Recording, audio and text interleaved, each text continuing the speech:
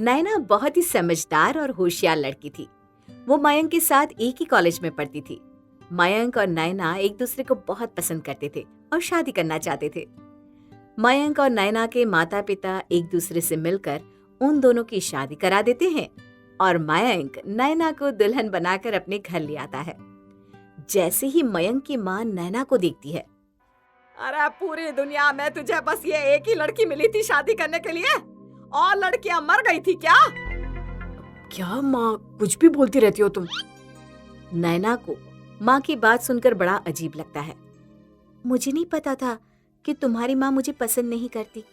ये बात तुमने मुझे पहले क्यों नहीं बताई? नहीं तो मैं तुमसे कभी शादी ना करती। देखो माँ की बातों का बुरा मत मानो, वो चाहे जैसी भी हो पर दिल की बहुत अच्छी है। मयंक नैना को बड़े प्यार के साथ समझा बुझा देता है। नैना दिखने में तो दूसरी लड़कियों की तरह ही थी, पर थी एकदम पहलवान की तरह। इसी वजह से मयंक की माँ को नैना बिल्कुल भी पसंद नहीं थी। उसकी मुंह दिखाई की रस्म थी तो पड़ोस की कुछ औरतें मयंक के घर आती है और वो नैना को देखकर कहने लगती है, मयंक की माँ, बहू तो तुम चुनकर लाई हो, लाखों में एक, बिल्कुल अलग, एकदम छाट कर। फिर सारी औरतें मुंह बंद करके हंसने लगती है। हाँ सही में तुम्हारी बहू को देखकर कोई नहीं कहेगा कि वो खाते पीते घर की नहीं है। मयंक की माँ उन औरतों की बात काटते हुए कहती है, अच्छा अब तुम सब ये बातें छोड़ो, मैं तुम लोगों के लिए चाय नाश्ता लेकर आती हूँ। मयंक की माँ, हम खूब समझते हैं, चाय नाश्ता तो हमारी बात काटने का बहाना है। अरे नहीं ऐसी कोई बात नहीं है। मयंक की माँ नैना को इसलिए पसंद नहीं करती थी क्योंकि वो एकदम हट्टी कट्टी लड़की थी जो दिखने में किसी आदमी से कम नहीं लगती थी, जबकि मयंक एक दुबला पतला लड़का। अब तो मयंक को देखकर उसके दोस्त भी उसका मजाक उड़ाने लगे थे। मयंक अपने ऑफिस में काम कर रहा था, तभी मयंक के दोस्त उसके पास आते हैं। और मयंक, कैसा है? तेरी बीवी ठीक तो है ना? आज तेरी बीवी ने कोई कुश्ती वुश्ती लड़ी क्या? मयंक उनकी बात की ओर ध्यान नहीं देता और अपना काम करने लगता है। उधर घर पर मयंक की माँ घर पर अपना सर पकड़े बैठी थी। अरे क्या करूँ इस बहू का, कोई काम ठीक से नहीं करती। नैना की सास नैना को कपड़े धोने के लिए देती है। ये ले कपड़े और इन्हें अच्छी तरह से धो दे, समझी? जी ठीक है माँ, मैं कपड़े अच्छी तरह धो दूंगी। फिर नैना उन कपड़ों को धोने के लिए बाथरूम में जाती है और एक एक करके सभी कपड़े अच्छी तरह धो डालती है। जब सारे कपड़े धुल जाते हैं तो उन्हें सूखने के लिए आंगन में बंधी रस्सी पर डाल देती है और घर के बाकी काम करने लगती है। फिर कुछ देर बाद जब कपड़े सूख जाते हैं तो नैना की सास उन्हें उतारने के लिए आंगन में आती है और कपड़े देखकर अपना सर पकड़ लेती है। हे भगवान, इस ताकतवर बहू का क्या करूं मैं?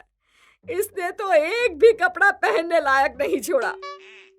वो नैना को आवाज लगाती है, नैना, अरे ओ नैना।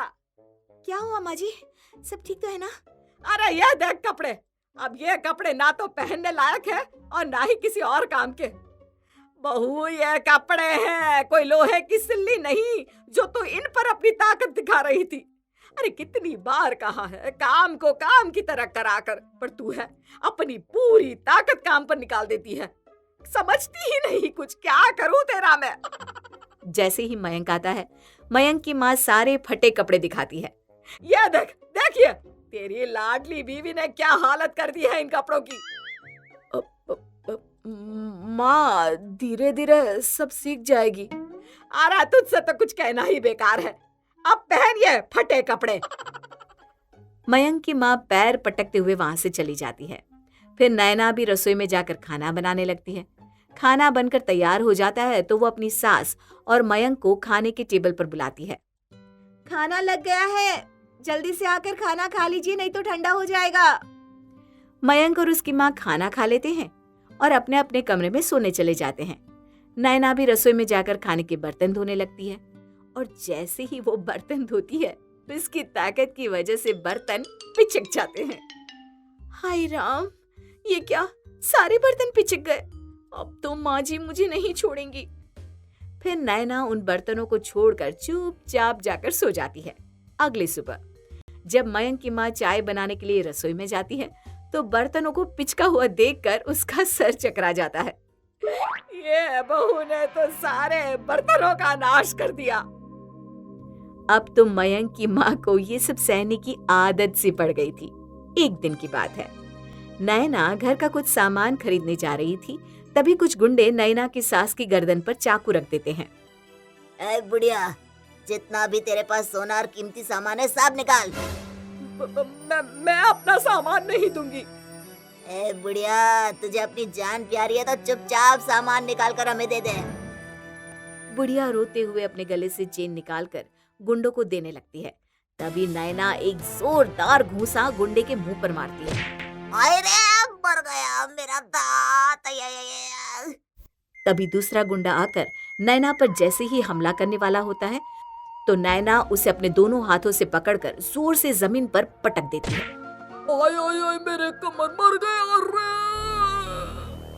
यार जल्दी भाग यहाँ से, नहीं तो ये औरत हमें पटक पटक कर मार डालेगी।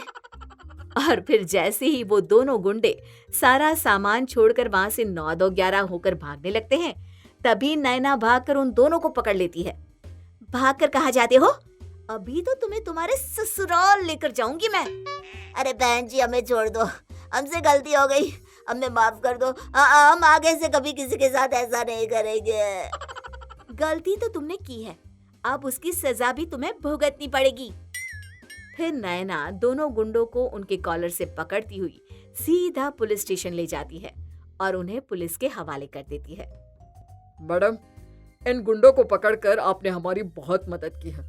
हम कब से इन गुंडों को पकड़ने की कोशिश कर रहे थे, पर ये थे कि किसी के पकड़ में आते ही नहीं थे।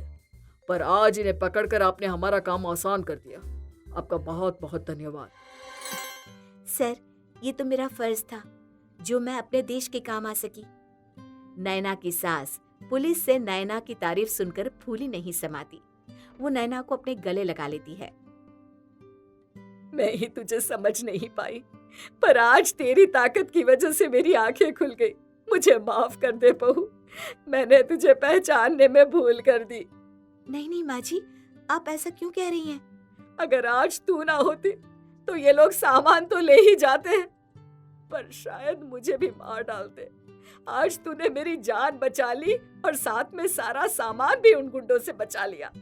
आज तेरी ताकत की वजह से तू उन गुंडों को पकड़ पाई। अरे मुझे तुझ पर नाज है बहू। नैना अपनी सास के मुंह से अपनी तारीफ सुनती है तो उसकी आंखों में आंसू आ जाते हैं। तू रो रही है क्या पगली? नहीं माँ जी, ये तो खुशी के आंसू है।